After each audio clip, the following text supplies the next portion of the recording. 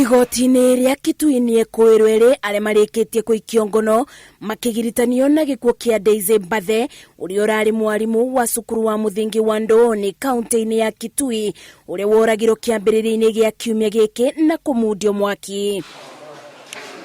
Magĩkũmithia gĩko gĩkĩ rũhonge rwa kĩama gĩa gũtetera arimũ kaunti-inĩ ya Kitui KUPPET morĩtie minista wa ũgitĩri kwethana na arĩa mothe maranyitire itemi varĩ kũraga mwalimu Mbithe. At KUPPET tunasema ya kwamba tunakashifu hiki kitendo cha kinyama, sababu hakuna mwananchi ako na ruhusa ya kuua mwingine ati sababu ya kulalamikia matokeo duni ya shule yeyote.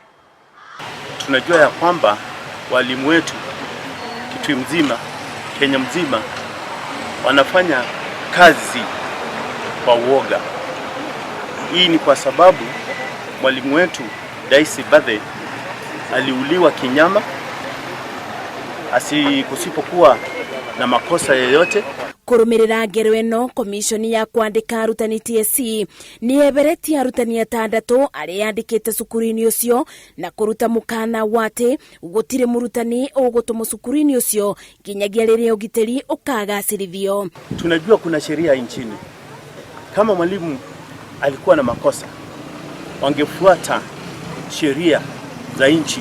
TSC yugĩte nĩ ĩraranĩria kwetha ikinya rĩrĩa ĩkuoya rĩrĩa yugĩte nĩ vamwe na kwendekithia cukuru ũcio kũbingwo kaimana. Cukuru ũyũ rĩu nĩ ũbingĩtwo kwa ivinda gũkũ ũthuthuria ũkĩthiaga na mbere ya kĩrĩa kĩracũngĩrĩirie kũragwo kwa mwarimũ ũyũ. Ngĩribotera Inooro TV, njĩtagwo Masi wa Ndia wa Mũrĩithi.